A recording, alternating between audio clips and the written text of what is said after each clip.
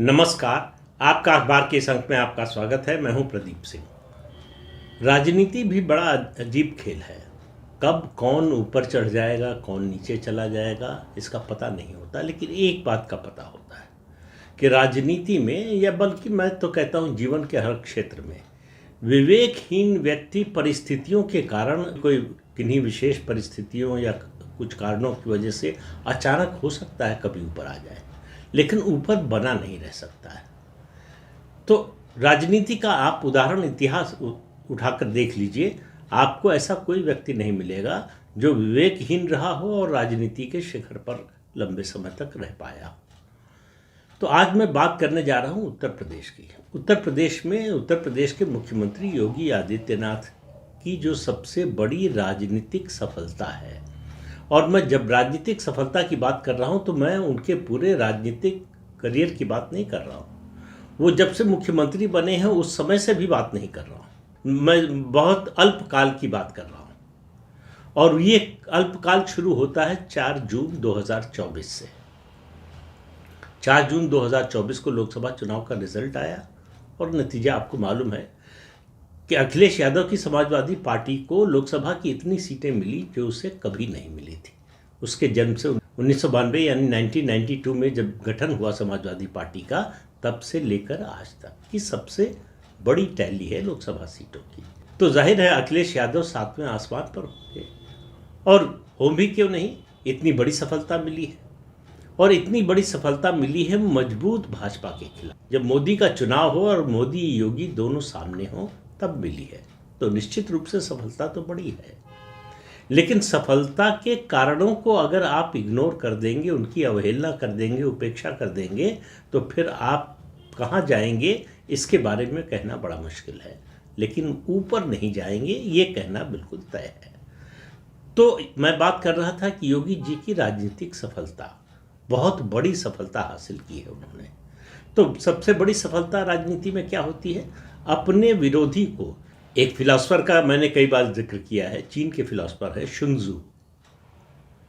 शुनजू को चीन का चाणक्य कहा जाता है। उनकी एक छोटी सी किताब है, पहले भी इसका जिक्र किया है, आगे भी करता रहूँगा। बड़ी महत्वपूर्ण किताब है, बहुत छोटी सी किताब है, 50, 55, 60 पन्नों की किताब है, छोटी सी, लेकिन दुनिया की हर मिलिट्री एकेडमी में पढ़ाई जाती है। उस किताब का नाम है आर्ट ऑफ वॉर। तो वो है तो युद्ध की नीति, लेकिन जीवन के हर क्षेत्र में लागू होती है, और राजनीति में तो बहुत ज़्यादा लागू होती है। तो शुनजू का कहना है कि सबसे बड़ी और सबसे अच्छी जीत जो है युद्ध में होती है जब आप युद्ध लड़े बिना युद्ध जीत जाए। इससे अच्छी जीत नहीं हो सकती। तो योगी आदित्यनाथ, इस समय नैरेटिव का वॉर चल रहा है राजनीति में, जो है किसका नैरेटिव ऊपर रहेगा, किसका नैरेटिव जनता तक पहुंच जाएगा, कौन अपने नैरेटिव को ज़्यादा प्रभावी ढंग से रख पाएगा, इसका युद्ध चल रहा है। इसी से हार जीत या किसी पार्टी का आत्मविश्वास या उसकी हताशा, ये सब सामने दिखाई देती है। तो आखिर आप कहेंगे कि ऐसा क्या किया योगी जी ने इन 3-3.5 महीनों में, ऐसा क्या कर दिया? अब अखिलेश यादव जब से लोकसभा चुनाव का नतीजा आया, तब से और ज़ोर ज़ोर से पीडीए की बात करने लगे। उन्होंने एक चुनाव से पहले फॉर्मूला दिया था पीडीए का, और इस तरह के फार्मूले देने वाले समय पर राजनीति में आते रहे हैं। एक समय जो है माधव सिंह सोलंकी, जो गुजरात के मुख्यमंत्री थे, उन्होंने दिया था खाम का KHAM, क्षत्रिय, हरिजन, उस समय दलितों को हरिजन कहा जाता था, आदिवासी और मुस्लिम। उसके अलावा चौधरी चरण सिंह ने अजगर और मजगर का दिया था। अहीर जाट, उस समय यादवों को अहीर के नाम से ज़्यादा संबोधित किया जाता था। अहीर, अजगर रखा था उन्होंने, अहीर जाट गुजर, उसको बनाया मजगर, उसमें म जोड़ा मुसलमान के लिए। और आपको मालूम है देवराज अरस ने कर्नाटक की राजनीति में अहिंदा की राजनीति की। उसी को राजनीति को जो है सिद्धारमैया आगे लेकर चल रहे हैं। और समय समय पर जो है दलित और मुस्लिम गठजोड़ की मीम भीम के नाम से कोशिश होती रही। तो इस तरह की कोशिशें बहुत होती रही, अखिलेश यादव को भी लगा। और हालांकि ये इनमें से कोई कोशिश लंबे समय तक नहीं चली। इनका जीवन जो है इस तरह के फॉर्मूलों का बड़ा अल्पजीवी होता है।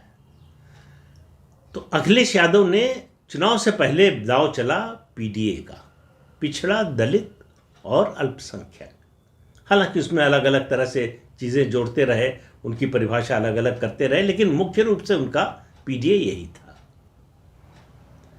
तो उनको लगता है कि लोकसभा चुनाव की जीत उनके पीडीए की जीत है, और यही बताने की कोशिश में लगे रहे।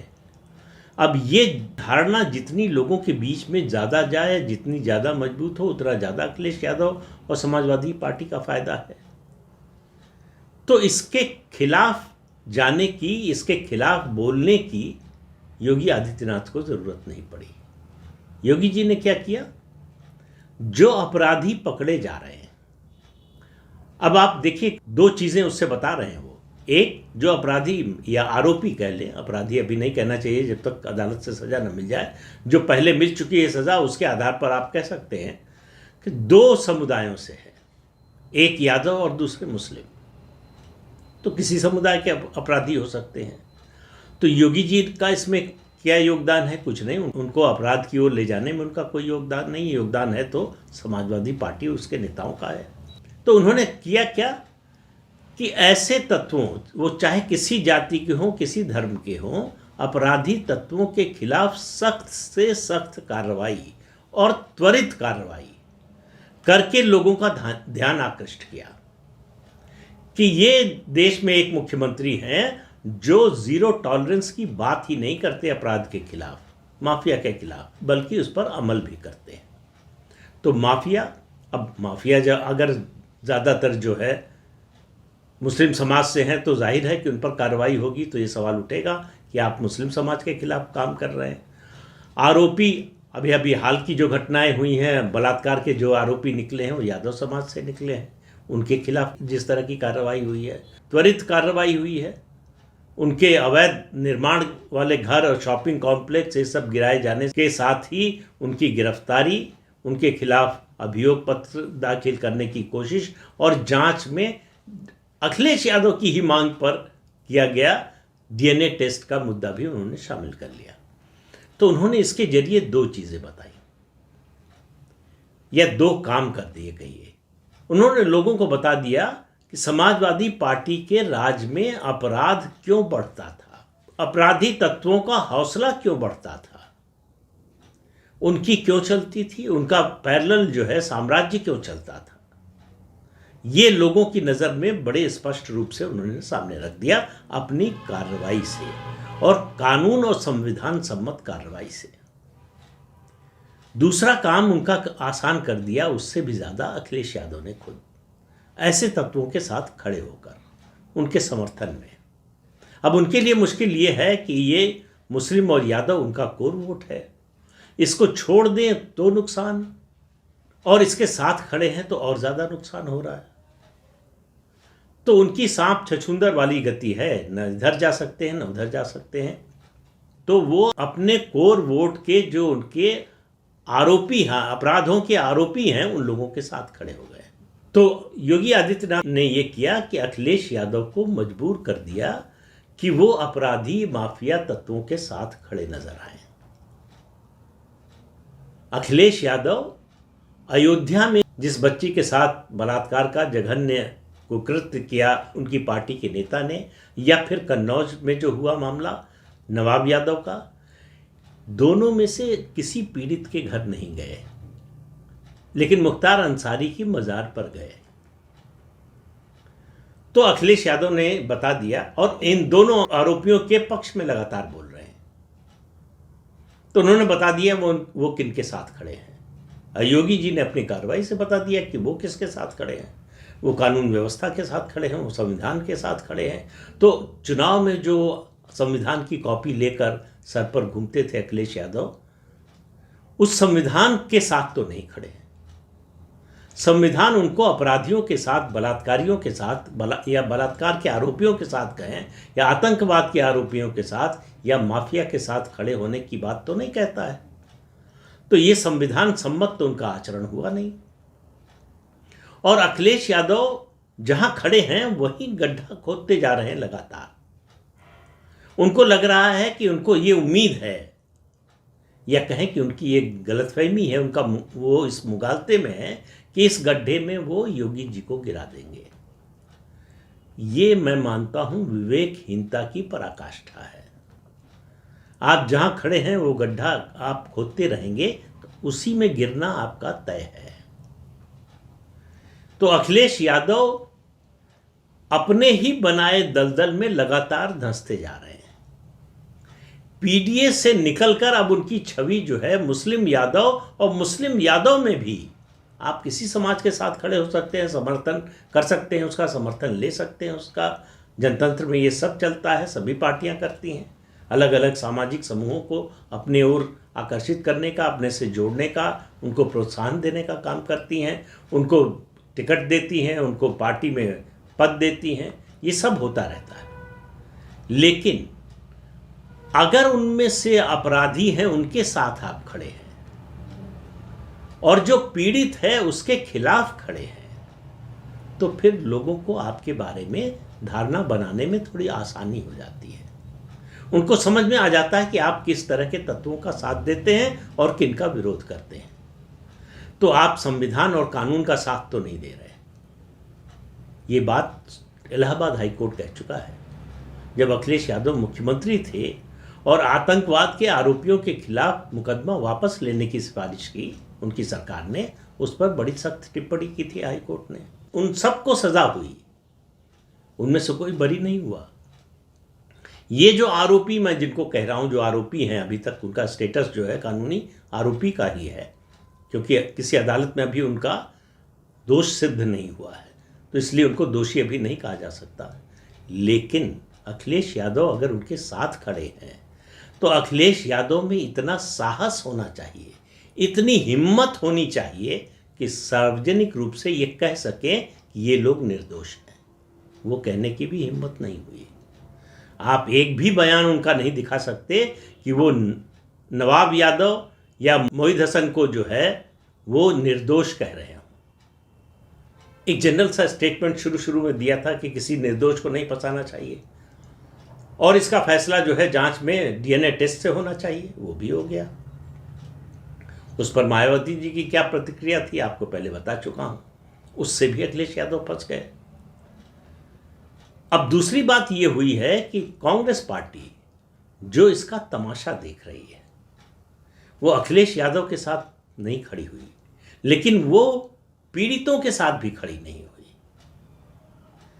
तो जनता में जो माहौल बन रहा है, जो राय बन रही है, ये एक ऐसी पार्टी, एक ऐसा नेता है जो अपराधियों के साथ खड़ा होता है और उन अपराधों के आरोपियों के जो शिकार हैं, उनसे जो पीड़ित हैं, उनसे कोई सहानुभूति नहीं दिखाता।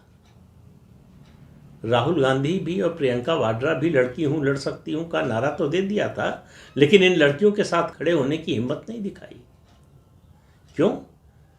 कि डर दोनों तरफ है कि मुस्लिम वोट न नाराज हो जाए, मुस्लिम वोट न टूट जाए।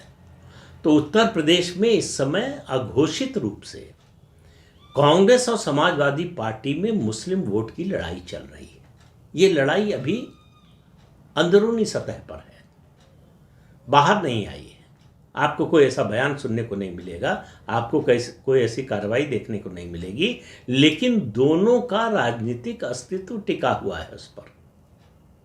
अगर कांग्रेस पार्टी ले जाती है, ये गठबंधन भी इसीलिए हुआ सपा और कांग्रेस का, कांग्रेस पार्टी बड़ी संख्या में मुस्लिम वोट ले जाती है तो उसका पहला और सबसे ज्यादा और केवल नुकसान समाजवादी पार्टी और अखिलेश यादव का होगा। और अखिलेश यादव अगर इस वोट को अपने साथ बनाए रखने में सफल होते हैं तो कांग्रेस को जो मुंगेरी लाल के हसीन सपने देख रही है वो उत्तर प्रदेश में, वो सपना उसका टूट जाएगा। तो इन पार्टियों को लड़ना है आपस में अपने वोट बैंक के लिए। तो योगी आदित्यनाथ ने इनको अपने ही घर में लड़ने के लिए एक तरह से धकेल दिया है, इनको अपराधियों के साथ खड़े होने वालों के बाड़े में खड़ा कर दिया है। अब अखिलेश यादव के लिए इससे निकलना बड़ा मुश्किल है। वो अपने कोर वोट को नाराज करने की सोच नहीं सकते, करना तो बहुत दूर की बात है। अब उनके लिए मुश्किल ये है कि इन लोगों का साथ न दें तो वोट जाता है, साथ देते हैं तो छवि और वोट दोनों जाता है। तो छवि की चिंता समाजवादी पार्टी में ना मुलायम सिंह यादव ने कभी की, ना अखिलेश यादव ने की।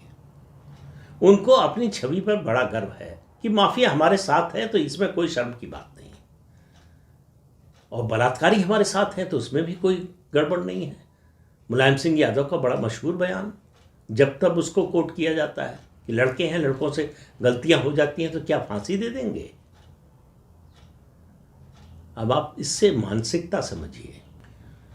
दूसरा काम किया योगी जी ने कि ऐसी परिस्थितियां, राजनीतिक परिस्थितियां बना दी हैं जिस तरह से अपराधियों के खिलाफ कार्रवाई की है, फिर कह रहा हूं त्वरित और कानून और संविधान सम्मत कार्रवाई की है, उससे उन्होंने लगभग इंश्योर कर दिया है कि सपा और बसपा का फिर से गठबंधन न होने पाए। आजकल अगर आप मायावती के बयानों पर ध्यान दें तो उनका हमला समाजवादी पार्टी और कांग्रेस पर होता है, बीजेपी पर यदाकदा ही होता है। तो उनको मालूम है कि इस मुद्दे पर बीजेपी के खिलाफ खड़े होने से नुकसान होगा, क्योंकि पीड़ितों में ज्यादातर या तो दलित हैं या तो पिछड़े हैं। तो उनको भी समझ में आ रहा है कि ये जो वोट बैंक का खेल चल रहा है उसमें उनको किस खेमे में खड़ा होना है, किस खांचे में खड़े रहना है। तो उत्तर प्रदेश की राजनीति बड़े बड़े जो है वो रोचक दौर में आ गई है।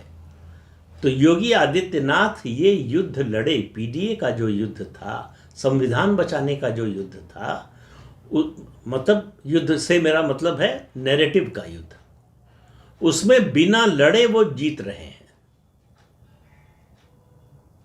और जीत रहे हैं तो अपनी राजनीतिक इच्छा शक्ति, अपने सुशासन और अपराध और अपराधियों के खिलाफ जीरो टॉलरेंस की नीति के कारण।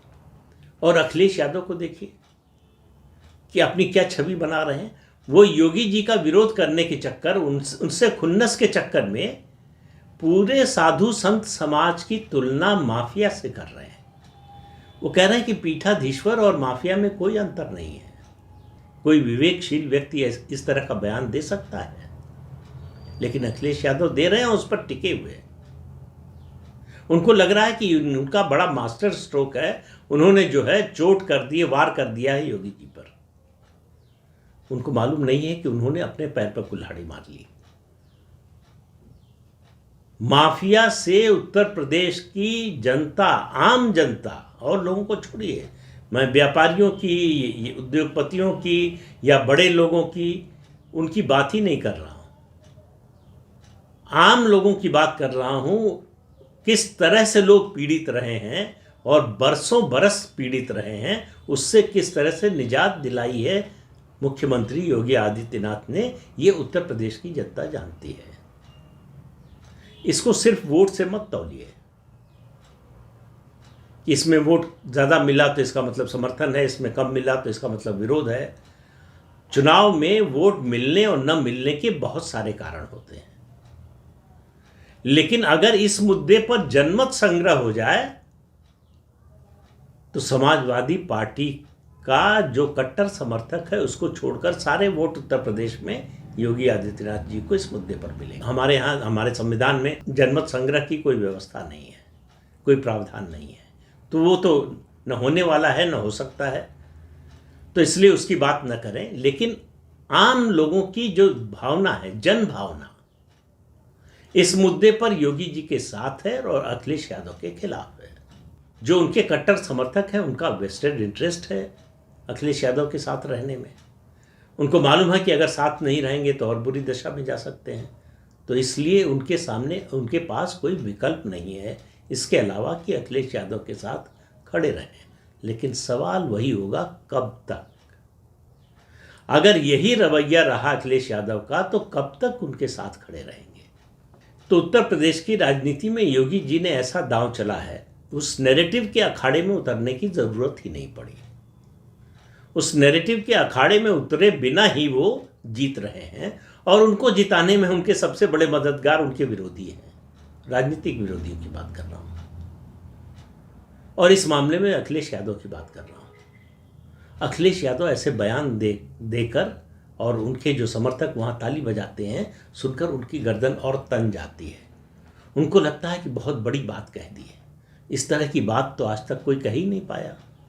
बस अब इसके बाद जो है, ये बयान सुनने के बाद योगी जी राजनीति से संन्यास लेने की घोषणा कर देंगे। लेकिन उसके बाद योगी जी धीरे से एक बात जो कहते हैं वो उत्तर प्रदेश तक सीमित नहीं रह जाती है, वो पूरे देश और पूरी दुनिया तक जाती है, जिसका कोई जवाब अखिलेश यादव और उनके साथियों के पास नहीं है। तो उत्तर प्रदेश की राजनीति बड़े रोचक दौर से गुजर रही है। आप देखते रहिए कैसे कैसे किस तरह का बदलाव होता है। जब आप खुद अंदाजा लगाइए, एक विवेकशील और एक विवेकहीन नेतृत्व के बीच में अगर लड़ाई होगी, युद्ध होगा, संघर्ष होगा, तो जीतेगा कौन?